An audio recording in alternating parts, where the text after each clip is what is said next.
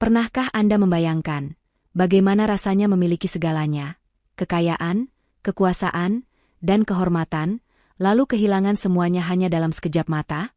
Dan di saat seluruh dunia membuang muka, pertolongan justru datang dari tangan yang selama ini paling sering kita sia-siakan. Kisah ini akan membawa kita pada perjalanan seorang CEO wanita yang angkuh dan berkuasa, yang hidupnya dijungkir-balikan oleh takdir hingga ke titik terendah. Di sanalah ia menemukan sebuah ketulusan murni dari sosok yang paling sering ia hina dan rendahkan. Sebuah cerita tentang kesombongan yang dihancurkan oleh nasib, dan hati yang disembuhkan oleh cinta tanpa syarat.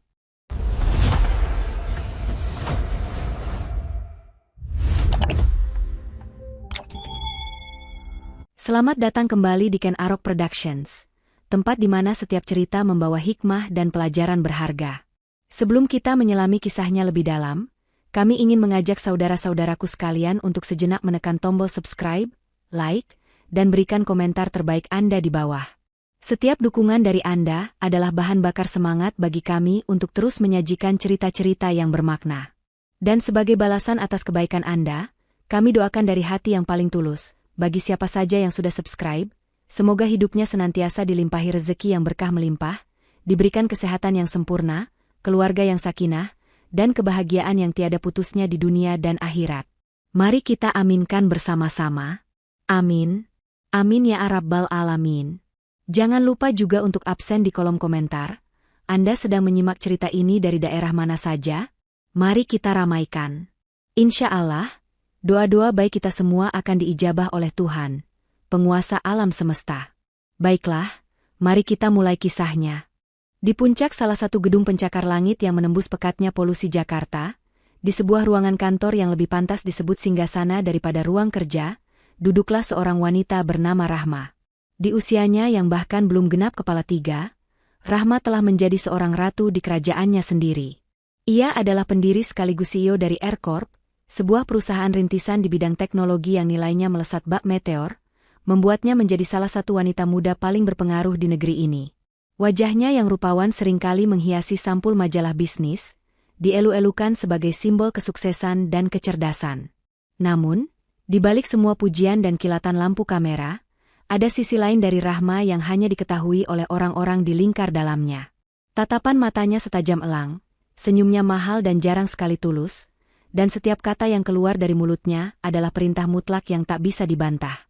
Baginya, dunia adalah arena pertarungan, dan semua orang di sekitarnya, termasuk para karyawannya, hanyalah bidak catur yang bisa ia gerakan, ia manfaatkan, bahkan ia korbankan demi mencapai kemenangan.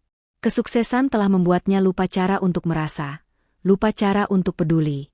Setiap langkah kakinya di koridor kantor yang berlantaikan marmer mahal itu, selalu diiringi oleh keheningan yang mencekam.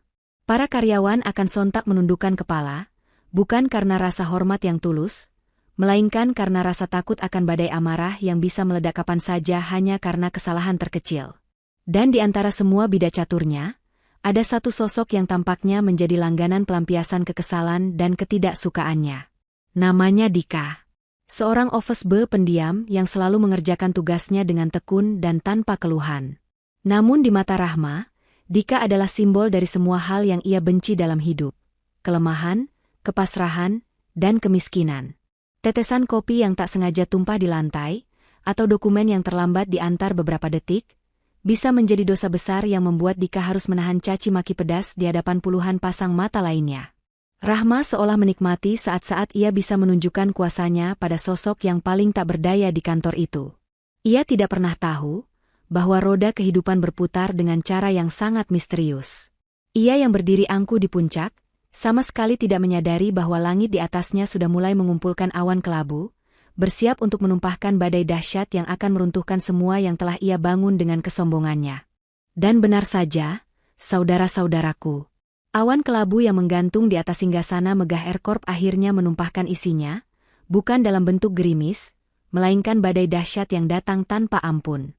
Kehancuran itu tidak datang secara perlahan, melainkan menerjang dengan ganas, seolah ingin memberi pelajaran instan pada kesombongan yang telah lama dipupuk. Semua dimulai dari sebuah desas-desus, sebuah bisikan samar di lantai bursa tentang proyek raksasa yang tengah dikerjakan AirCorp, yang ternyata dibangun di atas pondasi data yang dimanipulasi. Sebuah kebohongan kecil yang ditanam Rahma demi ambisinya, kini tumbuh menjadi pohon beracun yang merobohkan seluruh hutan. Lalu, bagai sambaran petir di siang bolong, sebuah email masuk ke gawai Rahma. Pesan yang begitu singkat, namun dampaknya mampu mengguncang seluruh sendi kerajaannya. Pesan itu datang dari investor utama mereka, sebuah konsorsium multinasional yang selama ini menjadi tulang punggung finansial Air Corp. Isinya tegas dan tanpa basa-basi, mereka menarik seluruh dana investasi dan menuntut pengembalian modal secepatnya. Rahma, dengan segala keangkuhan yang masih tersisa, awalnya menganggap ini hanyalah sebuah gertakan. Sebuah ria kecil di samudra kekuasaannya yang luas. Namun, ria itu ternyata adalah kepala dari gelombang tsunami yang mengerikan. Berita penarikan dana itu menyebar lebih cepat dari api di padang ilalang. Media yang dulu memujanya sebagai jenius muda, kini tanpa ampun memberinya julukan Ratu Pilot. Para investor lain, yang selama ini hanya ikut-ikutan, sontak dilanda kepanikan massal. Mereka menjual saham Air Corp secara membabi buta, membuat nilainya yang dulu setinggi langit, kini anjlok menjadi tak lebih berharga dari lembaran kertas bekas. Satu persatu, para manajer kepercayaan dan direktur yang dulu selalu menjilatnya, datang ke ruangannya. Bukan untuk memberikan laporan atau solusi, melainkan untuk meletakkan surat pengunduran diri mereka di atas mejanya. Mereka lari dari kapal yang karam, menyelamatkan diri masing-masing, dan meninggalkan sang kapten sendirian menghadapi badai. Koridor yang dulu hening karena rasa takut, kini menjadi hening karena benar-benar telah kosong. Suara ketukan sepatu hak tinggi Rahma kini menggema di ruangan-ruangan yang ditinggalkan, memantulkan kehampaan dan kesendiriannya. Aset perusahaan dibekukan, mobil mewah disita, dan apartemen penthouse miliknya disegel. Dalam hitungan hari, Rahma kehilangan semuanya. Sang ratu kini terduduk lesu di singgasananya yang lapuk, di tengah kerajaan bisnis yang telah musnah menjadi puing-puing.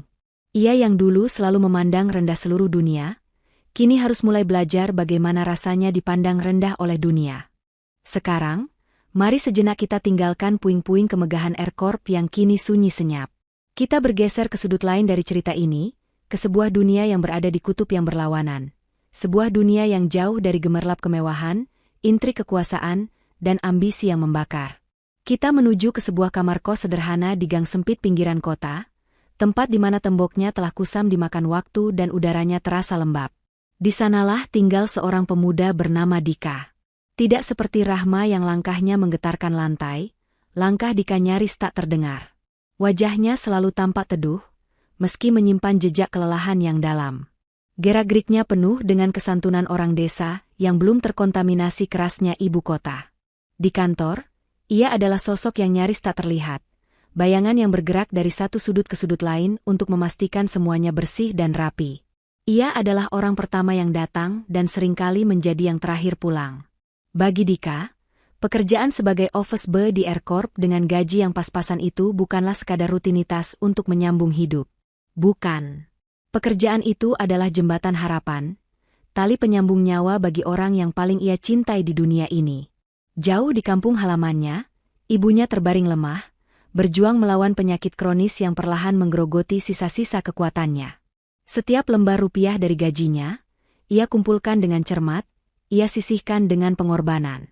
Bukan untuk membeli pakaian bagus atau makanan enak untuk dirinya, melainkan untuk dikirim ke kampung, demi sebotol obat, biaya kontrol ke dokter, atau sekadar untuk membeli buah-buahan agar ibunya bisa tersenyum.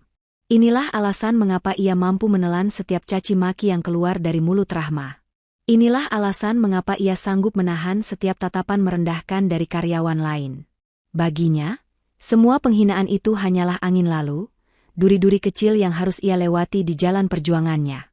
Ibunya selalu berpesan, "Le, setinggi apapun pohon, ia tetap butuh tanah untuk berpijak. Jadilah seperti tanah, yang walau diinjak-injak, ia tetap sabar dan memberi kehidupan." Pesan itulah yang menjadi perisai di hatinya. Dika tidak pernah menyimpan dendam. Ia justru sering mendoakan Rahma dalam diam, berharap agar bosnya itu diberikan kelembutan hati. Dia tidak pernah tahu bahwa ketulusan dan kesabarannya yang selama ini dianggap sebagai kelemahan, kelak akan menjadi satu-satunya kekuatan yang mampu menopang sang ratu saat mahkotanya telah tanggal dan jubah kebesarannya terkoyak. Dika, Sang OB yang tak terlihat adalah pahlawan sunyi yang sedang menunggu waktu untuk memainkan perannya dalam sandiwara takdir ini. Untuk memahami betapa besarnya jurang takdir di antara dua manusia ini, mari kita putar waktu sedikit ke belakang, ke masa-masa ketika R-Corp masih berdiri di puncak kejayaannya. Mari kita lihat lebih dekat, bagaimana api kesombongan dan kekuasaan Rahma seringkali menyambar dan mencoba membakar habis sosok Dika yang pendiam. Bagi Rahma, Dika bukan hanya sekadar office boy. Dika adalah objek, sebuah samsa emosional tempat ia bisa melampiaskan semua kekesalan dan tekanannya tanpa takut ada perlawanan. Pernah suatu pagi, setelah melalui rapat yang menegangkan dengan dewan direksi, Rahma kembali ke ruangannya dengan wajah yang keruh. Dika, seperti biasanya, masuk dengan sangat hati-hati sambil membawa secangkir kopi hitam panas kesukaan bosnya. Namun mungkin karena tangannya sedikit gemetar, atau karena ia terlalu gugup, setetes kecil kopi jatuh di atas berkas kertas yang ada di meja Rahma. Hanya setitik. Namun bagi Rahma, itu adalah sebuah kejahatan besar. Apa yang kau lakukan? Suaranya melengking, bukan seperti suara seorang CEO, melainkan raungan singa yang terluka. Matamu kau pakai di mana? Kau lihat kertas ini? Ini dokumen penting. Apa gajimu selama setahun cukup untuk mengganti kerugian yang kau sebabkan? Hah? Bentakan itu menggema di ruangan kedap suara itu. Dika hanya bisa menunduk. Tubuhnya sedikit bergetar, sambil berulang kali mengucapkan kata maaf yang parau. Ia tidak berani menjelaskan bahwa itu hanya setetes, dan dokumen itu pun belum ada isinya. Di hadapan amukan Rahma, logika dan pembelaan diri adalah hal yang sia-sia. Di lain waktu, saat presentasi penting dengan calon investor, proyektor di ruang rapat tiba-tiba mati. Itu jelas masalah teknis, urusan tim IT. Tapi siapa yang menjadi sasaran pertama? Tentu saja Dika, yang kebetulan sedang menuangkan air minum untuk para tamu. Rahma, dengan tatapan menusuk, menyuruhnya maju ke depan seolah dialah yang bertanggung jawab. Kenapa ini bisa mati? Apa kerjamu dari tadi? Memalukan sekali. Desisnya pelan namun tajam, di hadapan para tamu yang saling berpandangan dengan canggung. Dika dipermalukan di depan umum untuk kesalahan yang sama sekali bukan miliknya. Itulah sekelumit dari perlakuan yang diterima Dika setiap hari. Ia adalah kambing hitam untuk setiap masalah kecil. Ia adalah tempat sampah bagi semua emosi negatif Rahma. Ia adalah cerminan dari ketidaksempurnaan yang tidak bisa diterima oleh ego sang CEO yang ingin segalanya sempurna. Rahma tidak pernah sadar, setiap luka kecil yang ia goreskan di hati Dika, setiap kata hinaan yang ia lontarkan, semua itu disaksikan dan dicatat oleh sang waktu. Waktu yang sama, yang kelak akan memaksanya untuk belajar meminta pertolongan dari orang yang selama ini tak pernah ia anggap ada. Lalu mungkin kita semua bertanya-tanya, terbuat dari bahan apakah hati seorang Dika? Mengapa ia tidak melawan? Mengapa ia tidak pergi dan mencari pekerjaan lain di mana ia bisa mendapatkan sedikit saja penghargaan sebagai manusia? Jawabannya tidak akan kita temukan di koridor kantor yang dingin dan penuh penghakiman itu. Jawabannya tersembunyi di dalam keheningan kamar kosnya yang sempit, saat malam tiba dan ia sendirian bersama pikiran dan doanya. Setiap kali ia pulang kerja dengan membawa luka batin yang baru, entah itu bentakan, hinaan, atau tatapan merendahkan, Dika tidak pernah membiarkan amarah atau dendam menguasai hatinya. Ia akan duduk di tepi ranjang sederhananya, mengambil sebuah dompet usang, dan menatap satu-satunya foto di dalamnya, potret ibunya yang tersenyum teduh. Wajah itulah yang menjadi sumber kekuatannya, oase di tengah padang pasir kehidupannya yang gersang. Seolah bisa mendengar kembali suara ibunya, petuah-petuah bijak itu selalu terngiang di telinganya. Ingat ya, Le, begitu pesan ibunya dulu, orang yang melemparmu dengan batu, jangan pernah kau balas dengan lemparan batu lagi. Balaslah ia dengan buah yang manis. Tunjukkan bahwa hatimu tidak sekering hati mereka. Prinsip inilah yang menjadi kompas hidup Dika. Hinaan Rahma adalah batu-batu lemparan itu, dan kesabaran serta doa tulus yang ia panjatkan dalam diam, adalah buah yang ia coba berikan sebagai balasan. Baginya, berhenti bekerja dari R-Corp adalah sebuah kemewahan yang tidak ia miliki. Pilihan itu terlalu egois. Berhenti bekerja sama artinya dengan memutus tali harapan untuk kesembuhan ibunya. Setiap rupiah yang ia terima, meskipun harus dibayar dengan harga diri yang terinjak-injak, adalah nyawa bagi sang ibu.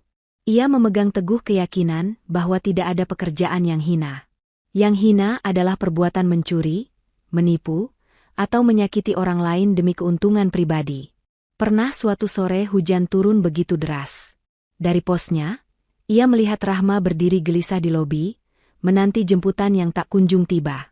Padahal, baru beberapa jam sebelumnya, Rahma membentaknya habis-habisan karena masalah sepele. Namun tanpa ragu, Dika mendekat dan menyodorkan satu-satunya payung lipat miliknya, yang sudah sedikit sobek di ujungnya. Rahma hanya meliriknya dengan sinis lalu membuang muka. Dika tidak berkecil hati. Ia hanya meletakkan payung itu di kursi terdekat, lalu kembali ke posnya. Inilah ketahanan seorang Dika.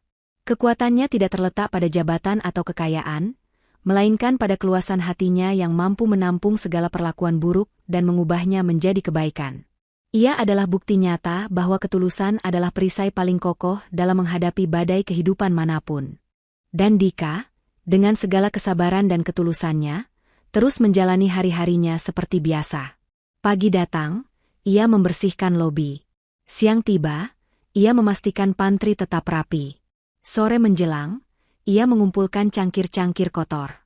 Namun, ia bukanlah orang yang tidak peka.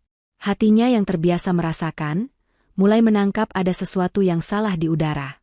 Sesuatu yang besar dan dingin tengah merayap di dinding-dinding kaca AirCorp. Suasana di kantor yang biasanya tegang karena aura Rahma yang mengintimidasi, kini berubah menjadi tegang karena alasan yang berbeda. Tegang karena ketidakpastian. Bisik-bisik di sudut ruangan dan di depan lift menjadi lebih sering terdengar. Tawa canda yang biasanya sesekali pecah saat jam makan siang, kini lenyap sama sekali, digantikan oleh wajah-wajah cemas yang lebih sering menunduk menatap layar ponsel mereka. Dari seragamnya yang sederhana, Dika bisa melihat para karyawan itu sedang membaca berita yang sama, berita yang menampilkan logo AirCorp dengan latar belakang grafik berwarna merah darah. Lalu, perubahan itu menjadi semakin nyata dan tak terbantahkan lagi. Suatu pagi, saat Dika hendak membersihkan meja seorang kepala divisi yang terkenal galak, ia mendapati meja itu telah licin tandas. Bersih dari tumpukan dokumen, bersih dari foto keluarga, hanya menyisakan bekas lingkaran cangkir kopi sebagai penanda bahwa meja itu pernah berpenghuni. Hari berikutnya, 3 orang dari tim keuangan terlihat membawa kardus-kardus besar, memasukkan barang-barang pribadi mereka dengan gerakan tergesa-gesa, menghindari kontak mata dengan siapapun, seolah mereka adalah buronan yang melarikan diri. Dika hanya bisa memandangi semua itu dalam diam dari kejauhan. Ia tidak perlu bertanya, karena ia sudah tahu jawabannya dari tatapan mata mereka yang kosong. Ia adalah saksi bisu dari eksodus massal ini. Saat menyapu lantai di sore hari, ujung sapunya seringkali menyentuh kabel-kabel yang menjuntai dari bawah meja yang telah ditinggalkan pemiliknya. Ia juga melihat perubahan besar pada sang ratu sendiri. Rahma menjadi lebih sering mengurung diri di ruangannya. Pintu ruangannya yang biasanya selalu sedikit terbuka, kini selalu tertutup rapat. Bentakannya yang dulu menjadi musik harian di kantor itu, kini tak pernah terdengar lagi, digantikan oleh keheningan yang terasa jauh lebih menakutkan. Dari sudut pandangnya yang sederhana, Dika tidak melihat sebuah perusahaan raksasa yang sedang runtuh. Ia melihat sebuah rumah besar yang sedang ditinggalkan para penghuninya, menyisakan sang pemilik rumah yang terduduk sendirian di ruang tengah yang gelap dan dingin. Dan di balik pintu ruangannya yang kini selalu tertutup rapat itu, sang ratu yang agung ternyata sedang menghadapi pertempuran terbesarnya. Bukan pertempuran melawan para kompetitor atau merebut pangsa pasar, melainkan pertempuran sunyi melawan kenyataan pahit yang terus menampar wajahnya tanpa henti. Ruangan yang dulu menjadi pusat komando kekuasaannya, kini terasa seperti sebuah sangkar emas yang memenjarakannya dalam kegagalan. Pemandangan gemerlap kota dari jendela kacanya yang raksasa tidak lagi terlihat indah, justru seolah mengejeknya, menunjukkan sebuah dunia yang terus berputar normal sementara dunianya sendiri telah hancur dan berhenti total. Di hadapannya, layar laptop masih menyala, menampilkan deretan angka-angka yang menjadi vonis mati bagi AirCorp. Angka-angka berwarna merah, tercetak tebal, seperti luka baru yang terus mengalirkan darah. Laporan keuangan terakhir menunjukkan saldo perusahaan yang kini tak lebih dari debu. Jumlahnya bahkan tidak akan cukup untuk membayar gaji para karyawan yang masih tersisa, apalagi untuk melunasi hutang kepada para pemasok yang menumpuk setinggi gunung. Napasnya terasa sesak, seolah ada sebongkah batu besar yang tak terlihat sedang menindih dadanya. Bagaimana? Bagaimana ini semua bisa terjadi? Bisiknya pada keheningan ruangan. Ia menekan-nekan kepalanya yang terasa mau pecah. Semua yang ia bangun, semua yang ia perjuangkan dengan darah, keringat, dan bahkan dengan mengorbankan nuraninya, kini musnah tak bersisa. Ia meraih ponselnya, mencoba menghubungi nama-nama besar yang dulu ia sebut sebagai teman, para pejabat dan pengusaha yang dulu selalu tertawa bersamanya di jamuan makan malam mewah. Namun panggilannya tak diangkat, pesannya hanya dibaca tanpa dibalas. Ia telah menjadi wabah yang harus dihindari. Dan di tengah keputusasaannya, matanya tertumbuk pada sebuah email yang sudah beberapa hari ini tidak berani ia buka. Email dengan subjek yang sangat ia takuti, pemberitahuan resmi pemutusan kerjasama. Dengan sisa-sisa keberanian yang ia miliki, dan dengan tangan yang gemetar hebat, ia akhirnya membuka pesan itu. Isinya singkat, padat, dan menusuk. Penuh dengan istilah hukum yang dingin, yang pada intinya hanya berarti satu hal. Semuanya sudah benar-benar berakhir. Saat itu juga, seluruh kekuatan yang menopang tubuh Rahma seolah terkuras habis. Laptop di hadapannya menjadi buram karena air mata yang akhirnya tak bisa lagi ia tahan. Sang ratu yang angkuh itu akhirnya menangis. Terisak tanpa suara di singgasananya yang kosong, seorang diri di puncak dunianya yang telah runtuh. Hari-hari pun berlalu dalam keheningan yang memekakkan telinga. Kantor Aircorp yang dulu hiruk-pikuk dengan derap langkah ribuan sepatu mahal dan dering telepon yang tak henti-henti, kini telah menjadi sebuah museum kegagalan. Kosong, sunyi, dan perlahan mulai diselimuti debu tipis. Satu persatu, sisa karyawan terakhir pun akhirnya pergi. Mereka mengemasi barang-barang mereka dalam diam, memberikan anggukan kepala canggung pada Rahma yang hanya bisa mematung di ruangannya, lalu pergi untuk mencari harapan baru, meninggalkan sang kapten sendirian di atas kapal yang telah karam. Tapi, di tengah eksodus massal itu, di saat semua orang telah pergi, ada satu anomali. Satu sosok yang terus melawan arus keputusasaan itu. Setiap pagi, tepat pukul 7, saat matahari baru mulai menyinari gedung-gedung yang bisu, suara kunci yang diputar di pintu utama akan memecah kesunyian. Itu adalah Dika. Dengan seragamnya yang sama, dengan wajahnya yang tenang seperti biasa, ia akan masuk ke dalam gedung yang telah mati itu. Ia akan menyalakan beberapa lampu yang perlu, membersihkan lobi dari dedaunan kering yang terbawa angin malam, seolah-olah ia sedang merawat sebuah rumah yang ditinggal pergi penghuninya. Dan yang terpenting, setiap pagi ia akan selalu naik ke lantai paling atas. Ke sarang sang singa yang telah kehilangan taringnya. Ia akan menyeduh secangkir kopi hitam pekat, tanpa gula, kopi yang sama yang selama ini selalu ia siapkan untuk Rahma. Dengan langkah yang sangat pelan, ia akan mengetuk pintu ruangan Rahma. Terkadang tidak ada jawaban. Terkadang hanya ada gumaman lirih yang menyuruhnya masuk. Di dalam, ia akan menemukan pemandangan yang sama. Rahma yang terduduk di kursinya, dengan tatapan kosong menembus jendela, atau terkadang tertidur di atas meja dengan kepala berbantalkan lengan. Dika tidak akan berkata apa-apa. Ia hanya akan meletakkan cangkir kopi panas itu di atas meja dengan sangat hati-hati, lalu berbalik untuk pergi. Dalam momen singkat itulah terkadang mata mereka bertemu. Mata Dika yang penuh dengan rasa iba yang tulus, dan mata Rahma yang penuh dengan kehampaan, kebingungan, dan sebuah pertanyaan tak terucap. Mengapa kau masih di sini? Dika datang bukan karena mengharapkan gaji, ia tahu kas perusahaan sudah kosong. Ia datang karena panggilan nuraninya.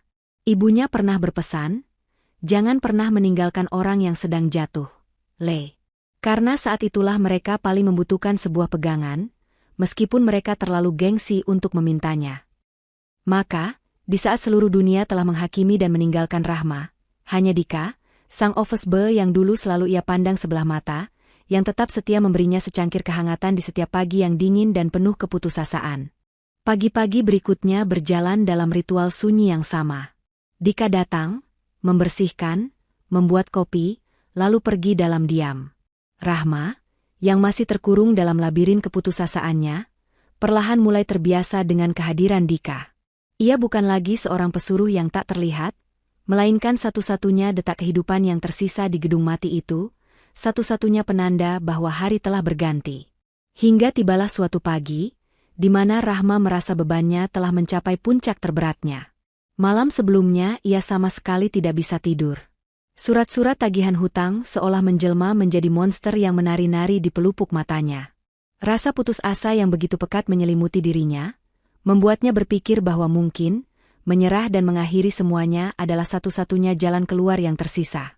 Seperti biasa, ketukan pelan terdengar di pintu. Dika masuk, meletakkan secangkir kopi panas di atas mejanya. Rahma tidak menoleh, tidak bergerak, pandangannya tetap menatap kosong keluar jendela. Ia mendengar langkah kaki Dika yang menjauh dan suara pintu yang tertutup pelan. Ia sendirian lagi. Entah kenapa, pagi itu ia merasa begitu kedinginan hingga ke tulang sumsum. Ia meraih cangkir kopi itu, bukan untuk meminumnya, tapi hanya untuk menghangatkan jemarinya yang terasa membeku. Dan saat itulah matanya menangkap sesuatu yang berbeda. Di bawah tatakan cangkir itu, tergeletak secari kertas kecil yang terlipat rapi. Bukan kertas memo kantor yang licin dan mahal, melainkan sobekan kertas dari buku tulis murah, terlihat dari garis-garis birunya. Dengan rasa penasaran yang untuk sesaat berhasil mengalahkan keputusasaannya, ia meraih dan membuka lipatan kertas itu. Di dalamnya, tertulis beberapa kata sederhana dengan tulisan tangan yang sedikit kaku, namun sangat rapi dan mudah dibaca. Tetap semangat ya, Bu. Jangan menyerah. Masih ada hari esok. Tidak ada nama pengirim, tidak ada tanda tangan. Tapi Rahma tahu persis siapa yang menulisnya. Sederhana. Begitu sederhana. Tapi entah mengapa, kalimat itu menghantam pertahanan hatinya jauh lebih keras daripada ribuan seminar motivasi dari para konsultan mahal yang dulu pernah ia bayar. Itu bukan kata-kata kasihan. Itu adalah kata-kata harapan murni, yang datang tulus dari orang yang paling tidak punya alasan di dunia ini untuk memberinya harapan. Untuk pertama kalinya setelah sekian lama, air mata yang kembali menetes di pipi Rahma bukan lagi air mata keputusasaan atau penyesalan, melainkan air mata keharuan yang hangat. Secari kertas dari seorang office boy yang selalu ia hina, telah menjadi pelampung kecil yang dilemparkan takdir di tengah lautan badai kehidupannya. Api kecil yang dinyalakan oleh secari kertas dari Dika memang berhasil menghangatkan jiwa Rahma, memberinya secercah alasan untuk tidak menyerah. Namun, api itu belum cukup kuat untuk melawan dinginnya kenyataan yang terus menggerogoti fisiknya. Sudah berhari-hari ia hampir tidak menyentuh makanan, hanya hidup dari air putih dan sisa-sisa kafein dari kopi buatan Dika. Tidurnya tak pernah nyenyak, dan stres yang menumpuk akhirnya mulai menuntut balas. Tubuhnya yang dulu selalu prima dan penuh energi, kini menjadi begitu rapuh. Sore itu, saat Dika hendak berkemas untuk pulang, hatinya tiba-tiba merasa tidak tenang. Tidak seperti biasanya, ia sama sekali tidak melihat ada pergerakan di dalam ruangan Rahma. Lampunya masih menyala, tapi bayangan sang CEO tidak terlihat dari kaca buram ruangannya. Didorong oleh firasat buruk yang kuat, Dika memberanikan diri untuk naik kembali ke lantai atas. Ia mengetuk pintu. Hening. Ia mengetuk lagi lebih keras sambil memanggil nama Rahma. Tetap tidak ada jawaban. Dengan jantung yang berdebar kencang, ia mendorong daun pintu itu pelan-pelan. Pemandangan di hadapannya membuatnya terpaku sesaat. Rahma tergeletak tak berdaya di lantai samping kursinya, pucat pasi. Tanpa pikir panjang, Dika segera menghambur masuk. Ia menepuk-nepuk pipi Rahma, memanggil namanya, namun tak ada respon sama sekali. Ia bisa merasakan dahi wanita itu panas luar biasa. Didorong oleh kepanikan, Dika mengumpulkan seluruh tenaganya, dan membopong tubuh Rahma yang terasa begitu ringan dan ringkih. Ia membawanya menuruni tangga darurat, lalu dengan susah payah menghentikan taksi di pinggir jalan, bergegas menuju rumah sakit terdekat. Namun, dunia yang kejam kembali menunjukkan wajah aslinya. Di unit gawat darurat, setelah pemeriksaan awal, pihak administrasi meminta kartu identitas dan jaminan asuransi. Tentu saja, semua kartu kredit dan asuransi kesehatan premium milik Rahma telah lama diblokir bersamaan dengan aset-asetnya. Ia tak punya apa-apa lagi. Tanpa uang jaminan yang cukup besar, pihak rumah sakit menolak untuk memberikan kamar dan perawatan intensif. Hati Dika terasa hancur berkeping-keping. Di saat genting seperti ini, uang kembali menjadi tembok penghalang antara hidup dan mati. Dengan perasaan putus asa namun dengan tekad yang lebih besar dari rasa takutnya, Dika membuat sebuah keputusan nekat. Ia kembali membopong tubuh lemah Rahma, membawanya keluar dari lobi rumah sakit, dan membawanya ke satu-satunya tempat perlindungan yang ia miliki di dunia ini, kamar kosnya yang sempit. Malam itu, sang ratu yang dulu tidur di atas ranjang sutra, kini terbaring tak berdaya di atas kasur busa tipis milik seorang pesuruh yang selama ini tak pernah ia anggap ada. Perlahan, kesadaran Rahma mulai kembali, ditarik dari sebuah jurang kegelapan yang panjang dan dalam. Hal pertama yang menyambutnya bukanlah empuknya kasur atau sejuknya pendingin ruangan, melainkan sebuah aroma. Aroma balsam yang tajam, bercampur dengan wangi kopi tubruk dan entah kenapa, ada aroma masakan sederhana yang samar-samar tercium. Ia membuka matanya yang terasa begitu berat. Pemandangan yang menyambutnya bukanlah langit-langit apartemennya yang tinggi dengan lampu kristal, melainkan langit-langit dari triplek berwarna kusam, dengan beberapa bekas rembesan air hujan yang telah mengering. Ia merasakan sebuah kompres lembab di dahinya. Tubuhnya diselimuti oleh selimut tipis yang terasa kasar di kulitnya. Dengan sisa-sisa tenaga, ia mencoba untuk bangun, namun kepalanya terasa berputar hebat dan tubuhnya lemas tak bertenaga. Di mana aku? Pikirannya berusaha keras menyusun kepingan-kepingan ingatan terakhirnya. Ruang kantor yang kosong, layar laptop yang buram, lalu gelap. Saat itulah, pintu kamar yang terbuat dari papan itu berderit pelan. Sosok Dika muncul dari baliknya, sambil membawa semangkuk bubur nasi yang masih mengepul hangat dan segelas air putih. Melihat Rahma sudah membuka mata, wajah Dika yang tadinya tampak sangat cemas langsung berubah menjadi lega. "Alhamdulillah, Ibu sudah sadar," ucapnya dengan nada yang begitu tulus, masih dengan panggilan, "Ibu," yang penuh hormat. "Jangan banyak bergerak dulu, Bu. Semalam Ibu pingsan, suhu badan Ibu tinggi sekali." Rahma tidak menjawab. Ia hanya bisa menatap Dika dengan pandangan yang sulit diartikan. Sambil menyandarkan tubuhnya yang lemah di dinding, matanya mulai mengamati sekeliling. Sebuah kamar yang sangat kecil dan sederhana. Pakaian yang tergantung rapi di belakang pintu, sebuah meja belajar kayu dengan tumpukan buku, dan sebuah foto seorang wanita parubaya yang tersenyum teduh terpajang di atasnya. Saat itu juga, sebuah kenyataan yang begitu besar dan kuat menghantam kesadarannya. Di saat semua teman kayanya menghilang, di saat dunia yang ia bangun runtuh, di saat ia terbaring tak berdaya tanpa uang sepeser pun, orang yang menolongnya, merawatnya, dan memberinya tempat berteduh adalah Dika. Orang yang selama ini ia anggap tak lebih dari debu. Hatinya yang selama ini sekeras batu karang, seketika retak. Tembok kesombongannya runtuh berkeping-keping. Air mata kembali mengalir deras di pipinya. Namun kali ini bukan air mata kesedihan atas hartanya yang hilang. Ini adalah air mata penyesalan yang begitu dalam dan menyakitkan. "Makan dulu ya, Bu, biar ada tenaga," kata Dika lembut sambil menyodorkan mangkuk itu. Untuk pertama kalinya dalam hidup, Rahma merasa benar-benar kalah. Namun di saat yang bersamaan, ia juga merasa menjadi manusia seutuhnya.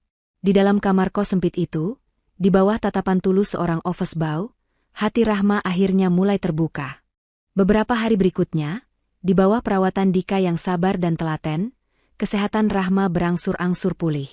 Setiap suap bubur hangat yang disuapkan Dika, setiap gelas teh manis yang ia sodorkan, seolah menjadi obat yang tidak hanya menyembuhkan tubuhnya yang lemah, tapi juga perlahan mencuci bersih sisa-sisa kesombongan di hatinya.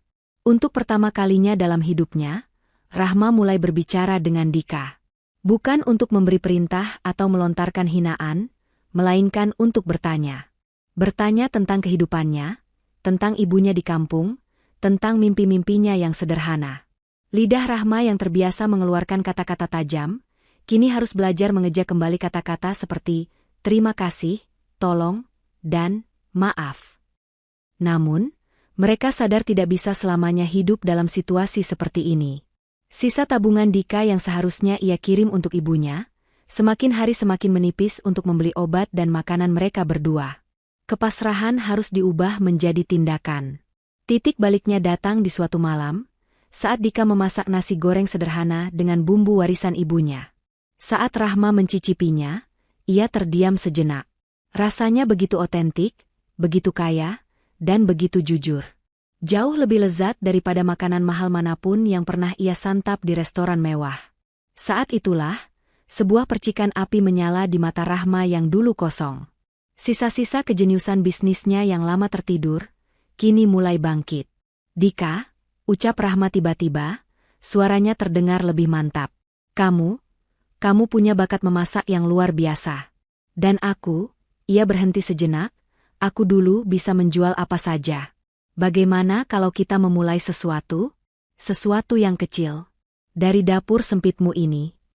Dika tertegun, namun ia melihat kesungguhan di mata Rahma.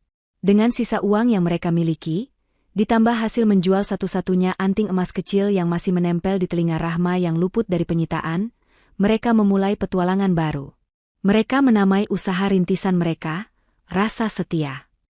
Sebuah nama yang memiliki makna ganda, rasa masakan yang setia pada resep asli yang tulus, dan sebuah pengingat abadi akan kesetiaan yang lahir di tengah-tengah kehancuran. Maka, dimulailah babak baru itu. Dika menjadi koki utamanya, meracik bumbu dengan segenap cinta dan ketulusan hatinya. Sementara Rahma, dengan otaknya yang cemerlang, mengatur strategi. Ia memulai pemasaran dari mulut ke mulut di lingkungan sekitar, merancang kemasan nasi kotak dari bahan-bahan murah namun terlihat bersih dan menarik, serta mengelola pesanan yang masuk lewat nomor ponsel Dika. Di sebuah dapur sempit berukuran 2x3 meter, seorang mantan CEO dan seorang mantan office boy bekerja bahu-membahu, mengaduk harapan di dalam wajan yang sama, didorong oleh satu tujuan, untuk bangkit dan membuktikan bahwa kehidupan kedua selalu mungkin untuk diciptakan. Awalnya, pesanan yang datang untuk Rasa Setia hanya 1 atau 2 kotak per hari. Dari tetangga kos, tukang ojek di pangkalan, atau para pekerja bangunan di sekitar. Dengan menelan segala gengsinya yang tersisa, Rahma sendiri yang mengantarkan pesanan itu dengan berjalan kaki di bawah terik matahari, hatinya terasa perih saat kakinya melangkah melewati gedung-gedung perkantoran megah yang dulu menjadi taman bermainnya. Namun, ketulusan tidak pernah berbohong. Kelezatan masakan Dika yang dimasak dengan hati, menjadi senjata utama mereka. Dari mulut ke mulut, kabar tentang nasi kotak Rasa Setia, yang tidak hanya lezat, tapi juga bersih, halal, dan porsinya banyak, mulai menyebar seperti api yang merambat di padang kering. Titik baliknya datang saat seorang karyawan iseng memesan 10 kotak untuk acara rapat kecil di kantornya. Semua rekan-rekannya jatuh cinta pada rasanya. Minggu berikutnya, pesanan datang dari kantor yang sama, tapi kali ini jumlahnya 50 kotak. Lalu 100 kotak untuk acara kantor lainnya. Telepon genggam Dika yang dulu sepi, kini tak henti-hentinya berdering menerima pesanan. Dapur sempit mereka kini seolah tak pernah tidur. Mereka harus membeli wajan yang lebih besar, panci yang lebih banyak, dan sebuah kulkas bekas untuk menyimpan bahan makanan. Tangan mereka melepuh terkena panas, punggung mereka terasa pegal karena bekerja dari sebelum subuh hingga larut malam. Tapi di wajah mereka, terpancar binar kebahagiaan dan rasa syukur yang tak ternilai harganya. Dan di tengah kesibukan itulah, transformasi sejati Rahma terjadi. Dulu, kebahagiaannya diukur dari naiknya grafik saham atau menangnya sebuah tender miliaran. Kini, kebahagiaan terbesarnya adalah saat membaca ulasan positif dari pelanggan, atau ketika berhasil mendapatkan diskon harga ayam dari langganannya di pasar tradisional. Ia tidak lagi jijik dengan beceknya pasar, ia justru lihai menawar harga seperti ibu-ibu lainnya. Kesombongannya telah luntur seluruhnya, terkikis oleh peluh kerja keras dan kelelahan, digantikan oleh kerendahan hati yang tulus. Ia belajar tersenyum ramah pada semua orang, ia belajar menghargai setiap rupiah yang ia dapatkan. Ia tidak lagi melihat Dika sebagai pesuruh, melainkan sebagai partner sejajar, sebagai seorang guru yang telah mengajarinya arti ketulusan, kesabaran, dan kerja keras yang sesungguhnya. Roda kehidupan benar-benar telah berputar 180 derajat. Rahma yang dulu adalah seorang ratu angku di singgasana Gading, kini telah menemukan mahkota sejatinya di tengah kepulan asap dapur yang sederhana. Ia memang tidak lagi kaya raya secara materi, tapi jiwanya, untuk pertama kalinya, terasa begitu penuh dan kaya. Seiring berjalannya waktu dan semakin berkembangnya Rasa Setia, hubungan antara Rahma dan Dika pun ikut berevolusi. Kelelahan yang mereka bagi bersama, tawa kecil di tengah malam saat menghitung pendapatan harian yang tak seberapa, dan saling menyemangati saat pesanan membludak, telah menumbuhkan benih-benih perasaan yang jauh lebih dalam dari sekadar mitra kerja. Benih-benih cinta yang tulus dan tanpa syarat. Rahma seringkali terdiam di sela-sela kesibukan, memperhatikan punggung Dika yang berkeringat saat sedang memasak dengan tekun. Ia tidak lagi melihat sosok seorang office boy. Yang ia lihat adalah seorang pria yang kuat, sabar, penuh tanggung jawab, dan memiliki hati seluas samudra. Pria yang telah menyelamatkannya, bukan hanya fisiknya, tapi juga jiwanya. Suatu malam, setelah selesai membereskan pesanan terakhir yang begitu banyak, mereka duduk berdua di bangku kayu di depan kamar kos mereka, hanya ditemani heningnya malam dan aroma masakan yang masih tersisa. Saat itulah Rahma tahu, ia tidak bisa lagi membayangkan hidupnya tanpa kehadiran Dika di sisinya. Dengan keberanian yang sama seperti saat ia membangun perusahaannya dulu, namun kali ini didasari oleh ketulusan, ia menoleh pada Dika. "Dika," ucapnya pelan. Dika menoleh, menatapnya dengan pandangan bertanya. "Selama ini, kamu yang selalu memberiku segalanya. Tempat berteduh, harapan, dan kekuatan.